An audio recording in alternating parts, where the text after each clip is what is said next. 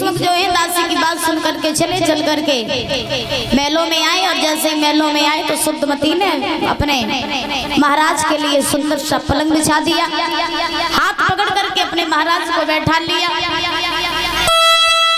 और बैठाने के बाद में आज भीष्मक ने शुद्धमती से पूछा, कौन रानी तुमने हमें क्यों बुलाया इतनी जल्दी में? तो शुद्धमती कहने लगी, महाराज हमने तुम्हें इसलिए बुलाया, आपको पता भी है कि हमारी जो बेटी है रुक्मिणी? बोले हाँ।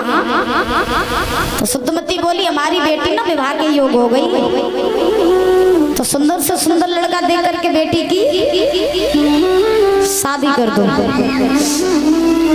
अब जो ये बात कही कि सुंदर से सुंदर लड़का देख करके बेटी की शादी कर दो, तो भीष्म कहने लगे, हे रानी हमारी बेटी इतनी भी बड़ी हो गई, हमें तो पता ही नहीं चला। और कहा जाता है ना कि माँ बाप के सामने बच्चे कब बड़े हो जाए माँ बाप को पता नहीं चलता है, और बच्चे कितने भी बड़े हो जाए माँ बाप के लिए तो वो बच्चे ही रहते कि नहीं रहते? मैया बोलो। तो शुद्धमती ने जैसे भीष्म से कहा कि हमारी बेटी रुक्मिणी विवाह के योग है, तो सुंदर से सुंदर लड़का देख करके बेटी की शादी कर दो। तो भीष्म बोले, अगर ऐसी बात है तो चिंता ना करो, हम अपनी बेटी की सुंदर से सुंदर लड़का देख करके शादी कर देंगे। अब भीष्म जो है वो चलते चलते सभा बीच में आए, और सभा बीच में आकर के भीष्म ने सभा लगाई, और जैसे ही सभा लगा करके आज भीष्म ने सभी सभा के लोगों से पूछना प्रारंभ किया। अच्छा, भीष्म पहले से ये बात जानते थे कि रुक्मिणी की शादी कन्हैया के ही साथ में होगी, लेकिन पहले ये सिस्टम था परीक्षक जी कि पहले के जो पिता होते थे वो लड़की के लिए जब लड़का देखते थे तो बाप का यहाँ तक खुद अधिकार नहीं था, जो बाप खुद जाकर के लड़की के लिए लड़का देखे आए। सब लोगों की सलाह लेकर के, सब लोगों की एडवाइस लेकर के तब लड़की के लिए लड़का देखते थे, और वो भी लड़की का बाप लड़का देखने नहीं जाता था, नाई पंडित जाते थे, लगन पत्र का चढ़ाते थे, और लड़का चाहे लगड़ो हो चाहे लूलू हो जैसे हो तो ब्याह बरात लेके आप तो बिटिया भाई संगे ब्याह करती करें। और आज के जमाने में तो मम्मी पापा जानता हूँ ना इतना से पहले ब्याह करके लड़का बच्चा करे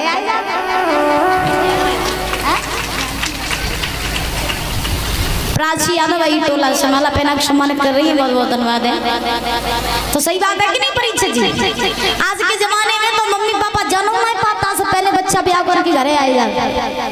हाँ, तो आज ध्यान रखना, भीष्म जो थे वो चले और चल करके आज सभा बीच में पहुंचे। सभा बीच में जैसे ही पहुंचे सभा लगाई, और जैसे ही सभा लगाई तो सभा लगा करके सभी लोगों से पूछा, भैया?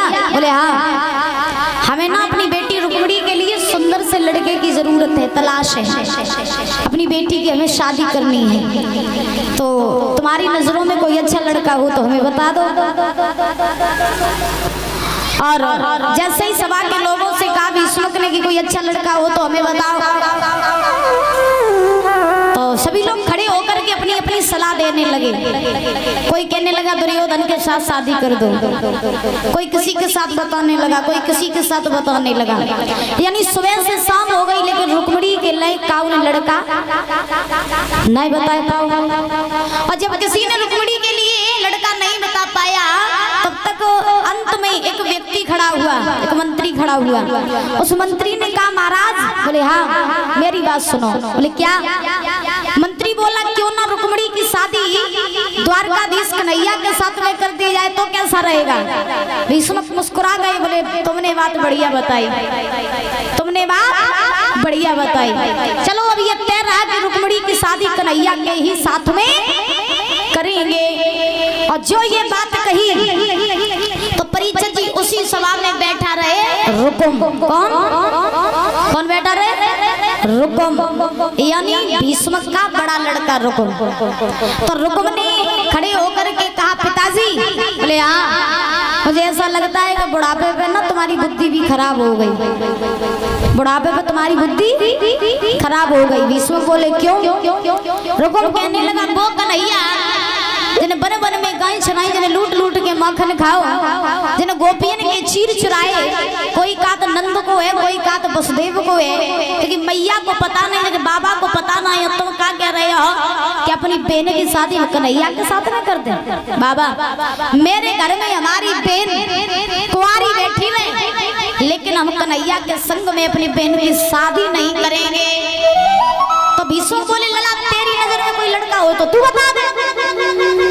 तो रुकम कहने लगा मेरी नजर में बहुत अच्छा लड़का है। बोले कौन? तो रुकम बोला बड़ा ही पैसे वाला, चंदेली का रहने वाला, बड़ा ही दिल वाला, रिश्ते में हमारा साला शिषपाल। शिषपाल के साथ में शादी कर दे तो कैसा रहेगा? अब भीष्मक ने जो ये बात सुनी तो भीष्मक बोले लला, बोले हाँ जे बता। बोले कहा कि शिषपाल ने तो अपनी बहन दी और तू अपनी बहन को दे, अपनी बहन को शिषपाल को दे दिए। तो रुक कहने लगा सो का यो एक टाइम को हम तो जीजा काट रहे, एक टाइम हम बातें जीजा काट रहे हैं, सब बराबर।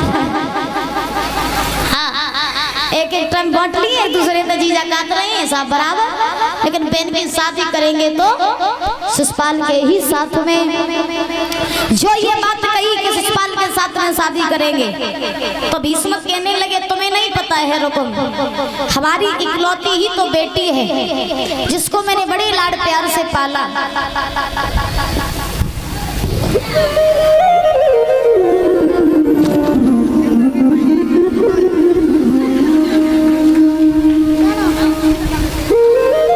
इंद्रवीर की भैया बोले गोविंद भगवान की, बोली राधा रानी सरकार की, जय जय श्री राधे। महाराज आज व्यास नंदन श्री सुखदेव जी महाराज समझा रहे हैं राजन परीक्षित। भीष्मक ने रुकुम से कहा बेटा तुम्हें नहीं पता है, इकलौती तो मेरी लाडो है जिसको मैंने बड़े लाड प्यार से पाला, और हम ये चाहते हैं कि हमारी बेटी की शादी कन्हैया के साथ में हो जाए, वहां जाकर के हमारी बेटी खुश रहेगी, प्रसन्न रहेगी। और तुम्हें नहीं पता, मेरी बात सुनो।